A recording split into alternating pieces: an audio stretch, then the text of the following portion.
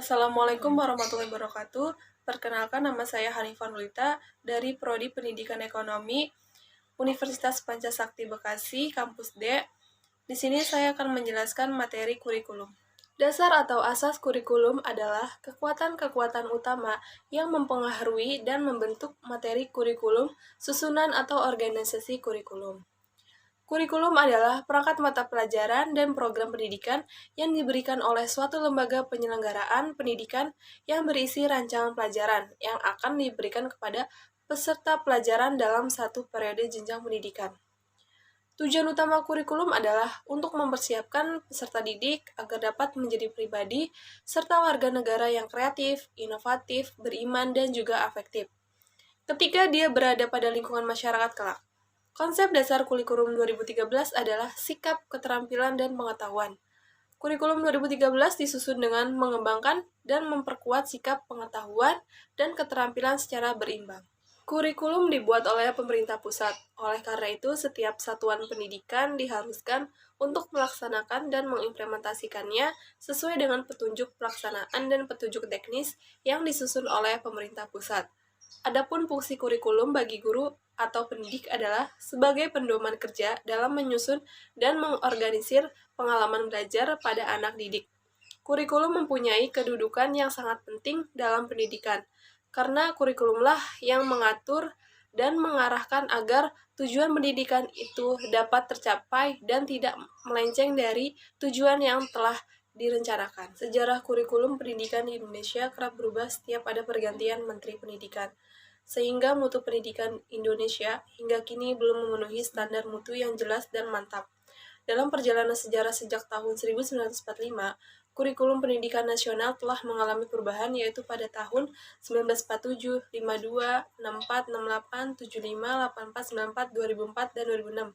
Perubahan tersebut merupakan konsekuensi logis dan terjadinya perubahan sistem politik, sosial, budaya, ekonomi, dan iptek dalam masyarakat berbangsa dan bernegara.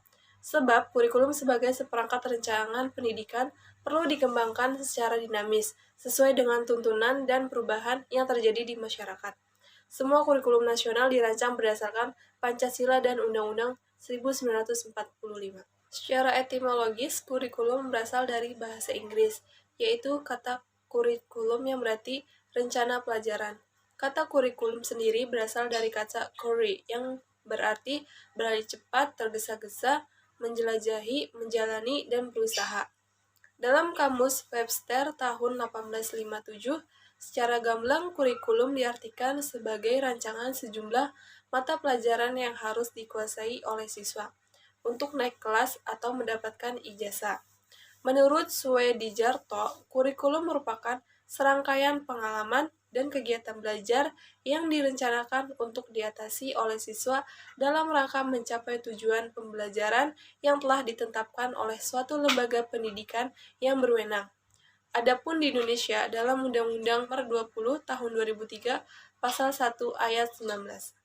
Salah satu fungsi kurikulum ialah sebagai alat untuk mencapai tujuan pendidikan, yang pada dasarnya kurikulum memiliki komponen pokok dan komponen penunjang, yang saling berkaitan dan berinteraksi satu sama lainnya dalam rangka mencapai tujuan tersebut. Komponen merupakan satu sistem dari berbagai komponen yang saling berkaitan dan tidak bisa dipisahkan satu sama lainnya, sebab kalau satu komponen saja tidak ada atau tidak berjalan sebagaimana mestinya. Para ahli berbeda pendapat dalam menetapkan komponen-komponen kurikulum. Ada yang mengemukakan 5 komponen kurikulum, dan ada yang mengemukakan hanya 4 komponen kurikulum. Pihak yang terlibat dalam pengembangan kurikulum, peranan para administrator pendidikan, peranan para administrator di tingkat pusat dalam pengembangan kurikulum adalah menyusun dasar-dasar hukum, menyusun kerangka dasar, serta program inti kurikulum, yaitu ada peranan para ahli, peranan guru, peranan orang tua murid, peranan komite sekolah, peranan pengusaha. Sejarah perkembangan kurikulum di Indonesia. Rencana pelajaran pada awal 1947. Awal kurikulum terbentuk pada tahun 1947 yang diberi nama Rencana Pembelajaran. Rencana pelajaran terurai pada tahun 1952. kurikulum 1968, kurikulum 1975, kurikulum 1984, kurikulum 1994, dan suplemen kurikulum 1999, kurikulum 2004, KTPS 2006, dan terakhir kurikulum 2013. Sekian, terima kasih. Wassalamualaikum warahmatullahi wabarakatuh.